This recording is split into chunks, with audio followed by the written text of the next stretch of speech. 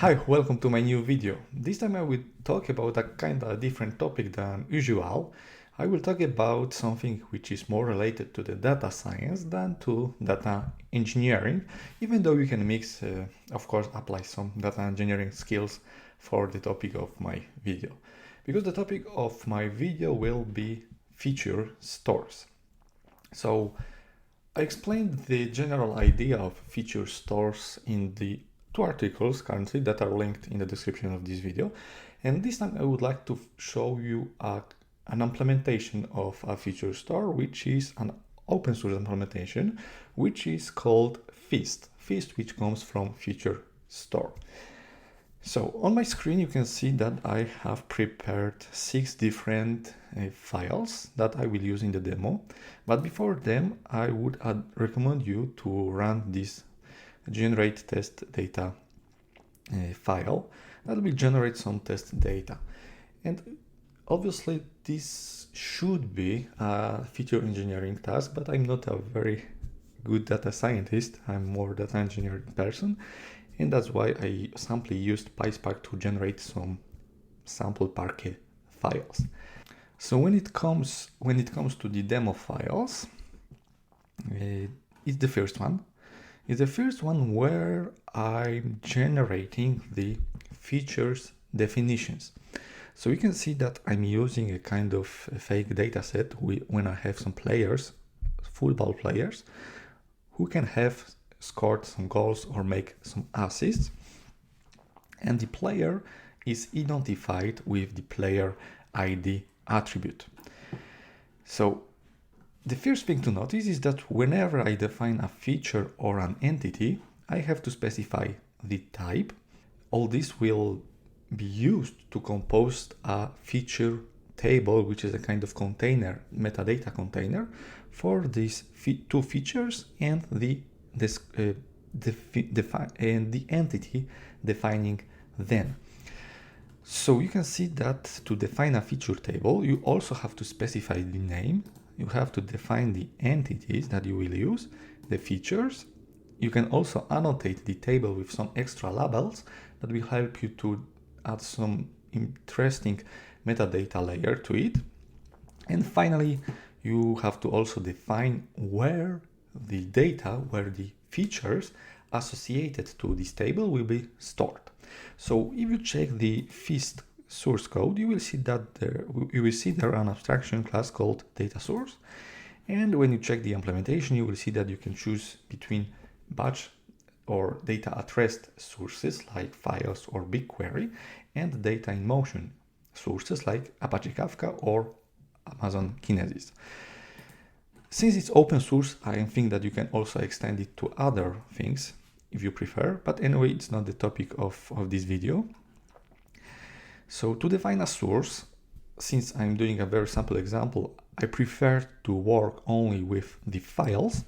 And in my definition, I'm defining the source as Parquet format, because as you can see, we have various possibilities. We can have a Parquet, but we can also have some stream format for if we have some Avro or protobuf data. So there are 2 columns that I have to define: the creation and the creation time of the feature and the event time of the feature, and also the place where I will store the processed features related to this feature table. Here is my client. So the client will be the class, the interface between your application and the Feast infrastructure, because you can see that I have at least 2 components visible here: the core layer, the core component, and the serving component that will be used to serve the features. We will see that later. And simply to create the feature table, the definition of the feature table, I have to call client with entity and view feature table. So before doing that, let me start the Docker Compose that I prepared. No, I will just show maybe. I didn't prepare it because I have taken this Docker Compose file from Feast GitHub repository. So if you want to play around and maybe this file will not be up to date, please go to this repo, So anyway, for the components, there are some core which represents all main features of Feast, like creating feature tables, features, entities.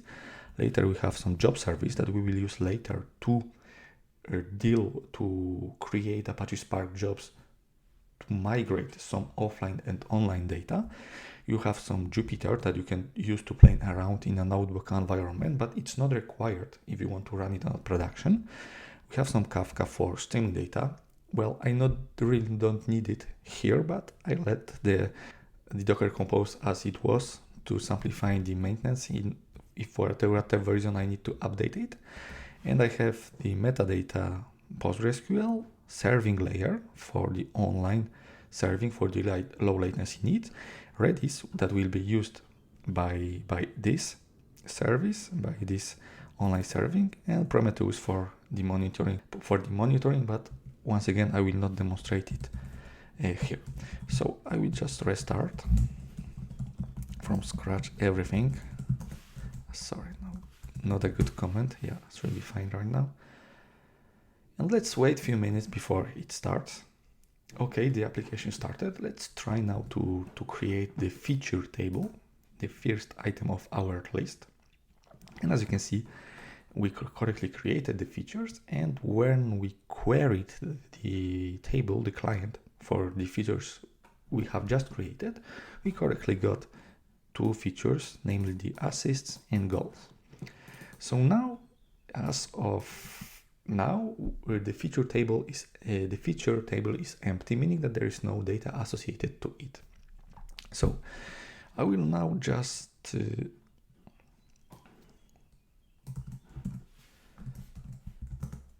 okay, you can see that I have the players Spark created that I will ingest to the feature table,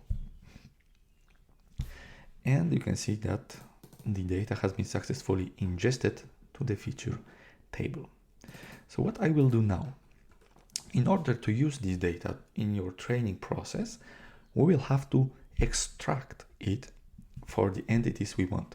So you can see that I configured the Spark context for the client, because here I will use an extra library which is called Feast Spark, that under the hood will execute Spark jobs to synchronize the data between different types of stores, offline store, online store, and also do it on cloud environment. So run a job on Dataproc if you are on GCP, or on EMR if you are on AWS. But anyway, I will use the standalone mode just to keep it simple. And as you can see, I selected 6 players, and just to show you, I generate only 4 of them with the current timestamp. And the first thing to notice is that this event timestamp will be used to filter out the most recent entry I want to retrieve. So today we are on May 28th, so let me say that I want to retrieve all the features up to May 27. And you will see that if we check the features we have extracted, the data frame will be empty, because simply we don't have any data which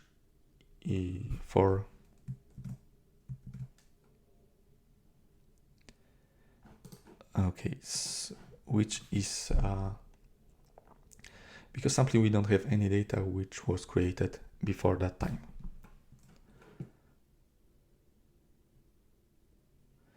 So that's the case. And why it failed previously? It failed because this extraction job is in fact an asynchronous job, and I didn't find a smart way to wait for it to terminate.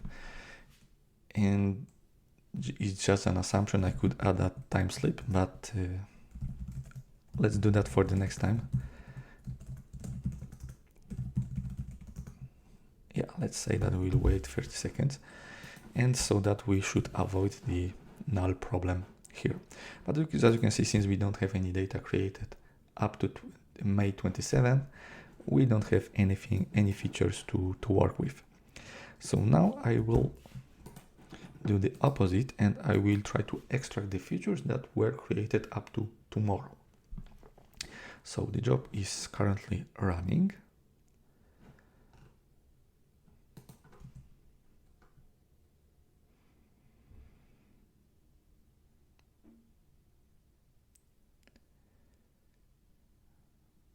So as you can see, it runs an Apache Spark job, and yeah, it's terminated. So I can stop the application and check now what offline features I have to create a new machine learning algorithm. And this time you can see that I correctly extracted the goals and assists for the players I created with my PySpark job. So the next thing I would like to show you is how to work with low latency requirements. So how to use the online store, because Feast, and as any feature store, by the way, is composed or uses two different types of feature stores: the offline feature store, which is more adapted to any batch processing purposes, and online store, which is a low latency access storage that is very well suited for low latency requirements from the streaming applications or from the client calls in real time. And in Feast, as you saw, this online storage is a Redis database. So in order to use the features from the offline store, or at least that's the way I found, we have to once again create the client with a Feast Spark, retrieve the feature table, and start offline to online ingestion job that will simply copy all features between this interval and put them to the online store. So here you see that I was smarter than before because I already put the time slip. So let me run the code, and in the next example I will show you how to retrieve, how to read these online features from a client, from Feast client.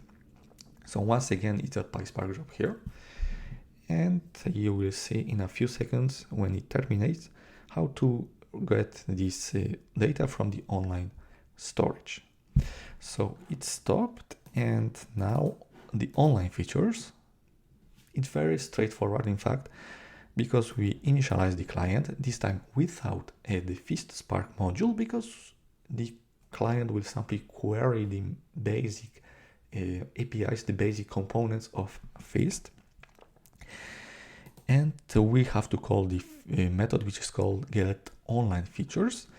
We have to define the references of the features and also the entities we want to find in this specific get online features call. So in the first call, you can see that I will try to read the player that does exist, so the player 100, and in my second call I will try to read the player who doesn't exist, which is the player 600. So let me run the code right now and show you that the first call returns the features and the second call simply doesn't, because the player doesn't have any features yet. And generally that's the idea of feature stores. Initially I was convinced that it's something much more complicated to put in place, but as you see here, thanks to this API abstraction on top of your machine learning feature engineering task, it's quite easy to integrate to the workflows, even though I'm saying that from a data engineering and software engineering perspective, maybe from your data science experience, it will not be so easy as it looks like. But anyway, it's maybe worth to give a try to a feature store and at least to be aware of what's happening on the market, because the feature store is a hot topic, I think from last or from 2 years already. So it's better to know what is happening and maybe implement it to your data science projects.